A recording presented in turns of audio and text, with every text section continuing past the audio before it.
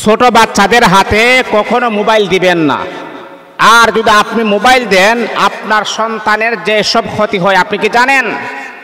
আপনার সন্তান কান্না করতেছে, আপনার সন্তান খাবার খায় না, সেই বিদায় সন্তানকে খাবার খাওয়ানোর জন্য আমরা অনেক সময় বাচ্চাকে মোবাইল দেই।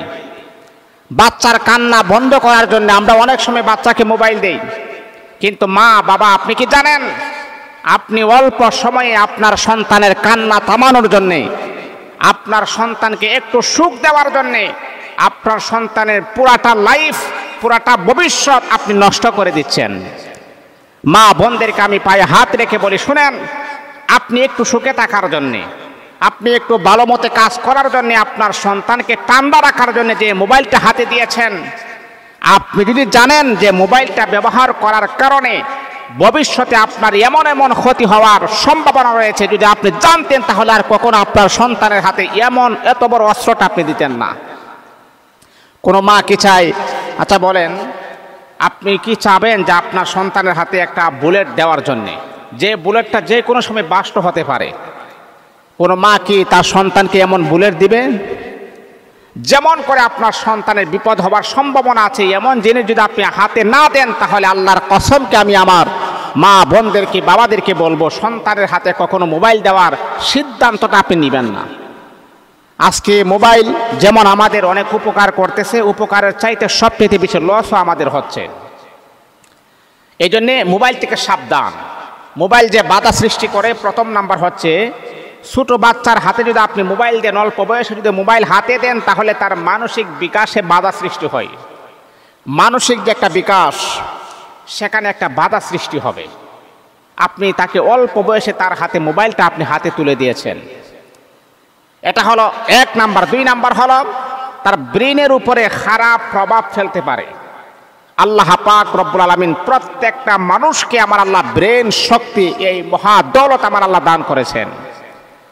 আপনি যখন আদরের বশতে, আপনি আপনার সন্তানকে মহাব্বতের বশতে যখন আপনি মোবাইল যখন তাকে দিবেন, মোবাইলটা দেওয়ার পরে তার ব্রেন শক্তি, এটা এমন একটা জিনিস যে তার ব্রেনের উপরে খারাপ দৃষ্টি পড়তে পারে, খারাপ প্রভাব তার ব্রেনের উপরে পড়তে পারে।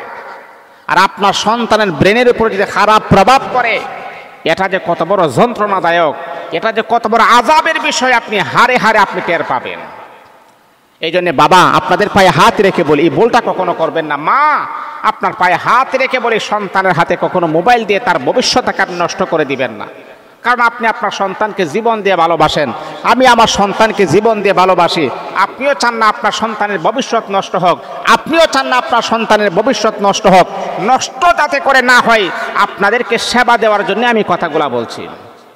এটা হলো দুই নাম্বার। তিন নাম্বার হচ্ছে, চোখের সমস্যা সৃষ্টি হতে পারে। আমরা যে মোবাইল চাই, মোবাইলে কিন্তু একটা আলো আছে, ডিসপ্লেতে কিন্তু একটা আলো আছে। এই যে বারবার আমরা যে মোবাইলের দিকে তাকিয়ে থাকি, আমাদের চোখের যে জ্যোতি, চোখের যে আলো, সেটা কিন্তু আস্তে আস্তে আস্তে আস্তে দুর্বল হওয়ার সম্ভাবনা রয়েছে।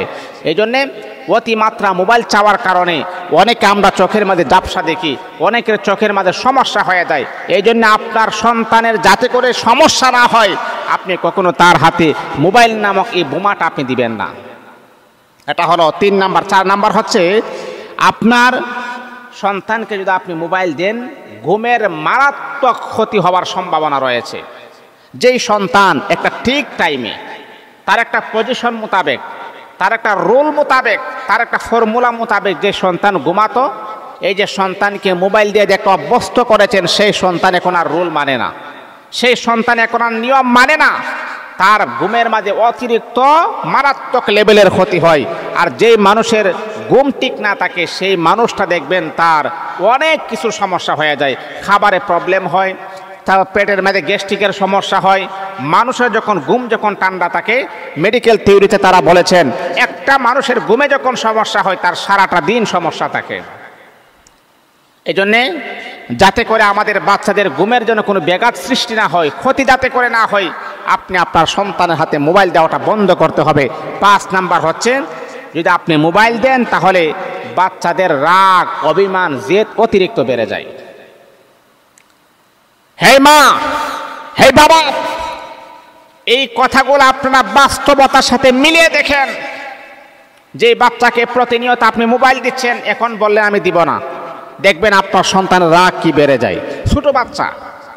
ছোট বাচ্চা এখনো নাবালেগ, মাত্র 2 বছর 3 বছরের বাচ্চা, মোবাইল কি বুঝে? আপনি বলছেন দিবেন না, অনেক রাগ, কান্নাকাটি করে, না আমার মোবাইল লাগবে, আমাকে মোবাইল দিতে হবে। সাবধান মা, এই ভুলটা কখনো করবেন না। যদি আপনি করেন, মা আজকে আপনার সন্তান কান্না করতেছে, 10 মিনিট পরে তার কান্না থেমে যাবে, 10 মিনিট পর তার কান্না ঠিক হয়ে যাবে, কিন্তু যে সন্তানের কান্না থামানোর জন্য মোবাইল নামক অস্ত্রটা তার হাতে আপনি তুলে দিয়েছেন, বড় হওয়ার পর আপনি আফসোস করবেন, আহার আমি কি করলাম। ওই সময় 1000 বার আফসোস করলেও 1 পয়সার কোনো লাভ হবে না। এই জন্যে আফসোস করার আগেই এটার চিন্তা আমাকে আপনাকে করতে হবে, ভবিষ্যতের চিন্তা করতে হবে। আমার সন্তান যেন ভালো থাকে, আমার সন্তান যেন সুস্থ থাকে, আমার পরিবারটা যেন সুন্দর হয়। এই চিন্তা যদি আপনি করেন, তাহলে মোবাইলটা হাতে দিবেন না। আল্লাহ পাক আমাদের